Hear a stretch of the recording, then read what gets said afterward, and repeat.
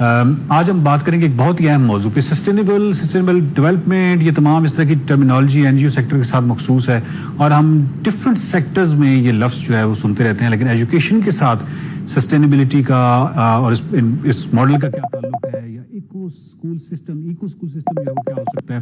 یہ میرے لیے بالکل ایک نئی ٹرم تھی. اور پھر جو یہ والی نسل ہے، جو ہماری والی جنریشن ہے، یہ بہت ہی اہم ہے کیونکہ اس کے کیے ہوئے کام جو ہیں ان کا بہت دور رس نتائج ہوں گے آنے والی نسلوں پہ، کیونکہ ان کا کردار جو ہے وہ بڑا ڈیسائسو سا ہے اس پوری جو جنریشن ہے. میرے ساتھ عروج خالق صاحب ہیں جو کہ جن سے میں نے بہت کچھ سیکھا ہے اس حوالے سے، اور میں چاہتا ہوں کہ اس موضوع پہ بات کریں. سب سے پہلے تو آپ کا وہ جو ایکو اسکول سسٹم ہے وہ کیا ہے؟ اگر آپ عالمی پائیداری کی بات کرتے ہیں، جس کو ایکچولی انگلش میں سسٹینیبل ڈیولپمنٹ کہا جاتا ہے، اور ایجوکیشن اس کا ایک سمجھ لیں ایک انٹیگرل ٹول ہے جس کے بغیر ہم ایز اے کنٹری یا گلوبلی ہم سسٹینیبل ڈیولپمنٹ کو ایکوائر نہیں کر سکتے. اس کے بھی وہاں اردو مترادف نہیں ہے. اس کے اردو مترادف loosely it has been translated to عالمی پائیداری، لیکن اٹس لاسٹ ان میننگ. ٹھیک ہے، تو ایکو اسکولس ایک ایجوکیشنل فلسافیکل کانسیپٹ ہے جس کا مطلب ہے engagement, community action and optimism for sustainable development. یہ ایک پاکستان کا پہلا نیشن وائڈ سسٹینیبلٹی موومنٹ ہے جو کہ الف organization that I run is going to lead across Pakistan. Eco schools ایک لارج اسکیل ڈیولپمنٹل موومنٹ ہے جو کہ سسٹینیبلٹی فوکسڈ ہے.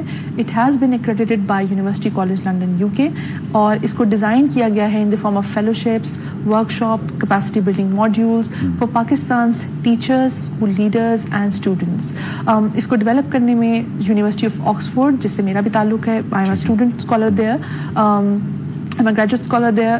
اس کے علاوہ university of Oxford, university college London اور لنڈن اسکول آف اکنامکس کے بہت سے ماہرین نے مل کر یہ آپ سمجھ لیں ایک موومنٹ فارمولیٹ کی ہے. لیکن اگر اس کو ہم ریسرچ کے زاویے سے دیکھیں تو 2019 سے I have been working in the space of sustainable education, اور اس میں ایک کانسیپٹ ہے whole school approaches to sustainability.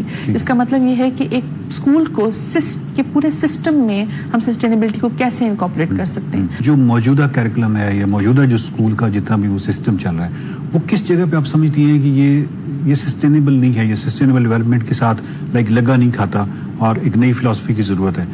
وہ کون سی جگہ ہیں؟ مطلب رکھنے تو بہت سارے ہیں، وہ بڑے سامنے نظر آتے ہیں. ہمارے میں اس کو پاکستان کے لینس سے ڈسکس کرنا چاہوں گی، کیونکہ پاکستان کے لینس میں سب سے بڑا پرابلم یہ ہے کہ ہماری ایجوکیشن میں ڈسپیرٹی بہت ہے، ڈفرینس بہت ہے. جو پرائیویٹ اسکول سکھا رہے ہیں ورسز جو پبلک اسکول سکھا رہے ہیں اس میں گیپ بہت ہے.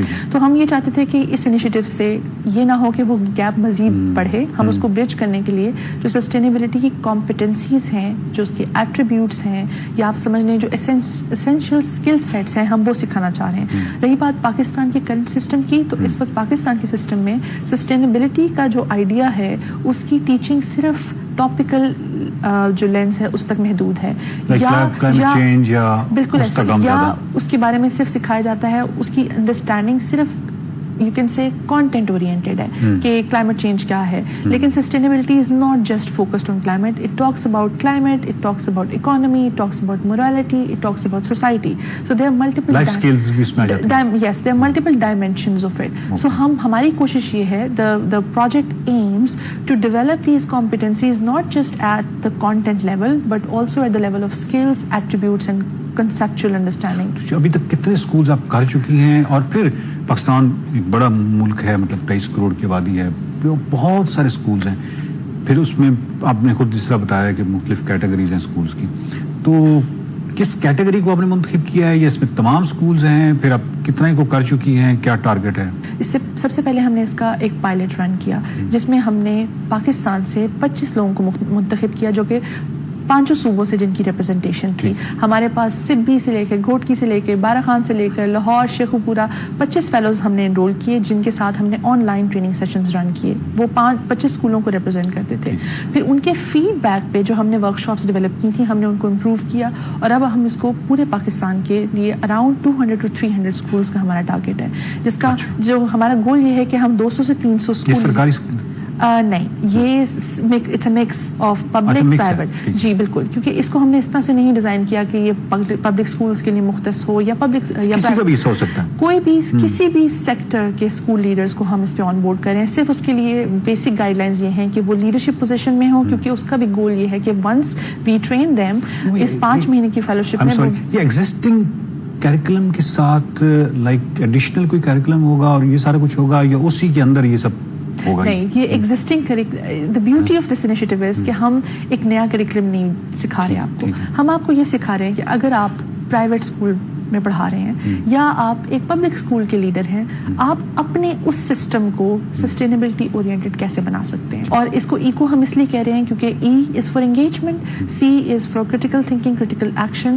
And O is for optimism which is in Urdu جس کو ہم کہتے ہیں پر امید ہونا. کیونکہ سسٹینیبلٹی کے ساتھ سب سے بڑا ایشو یہ ہے, ہم کیونکہ گلوبل ساؤتھ میں ایگزسٹ کرتے ہیں, ہم ایک ترقی پذیر ملک ہیں فی الحال, تو ہمارے ساتھ سب سے بڑا ایشو یہ ہے کہ ہم سسٹینیبلٹی کو ان اچیویبل سمجھتے ہیں ایز اے نیشن. اور یہ ریسرچ نے بھی بار بار یہ انڈیکیٹ کیا ہے کہ people existing in global south believe it is not attainable. So we also want to instill, ہم یہ optimism بھی لوگوں میں, educational leaders میں instill کرنا چاہتے ہیں کہ you can achieve it and your circumstances can not really hold you back if you have the right tools and skill set.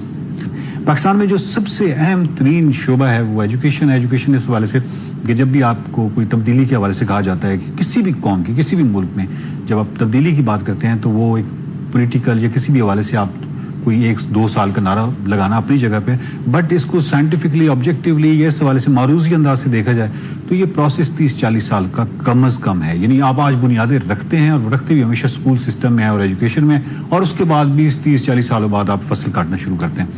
تو اس طرح کے بہت سارے انیشیٹوز ہیں جو کہ پاکستان کو بہت شدید اس کی ضرورت ہے, اسپیشلی لیڈرز کی ضرورت ہے ایجوکیشن کے اندر.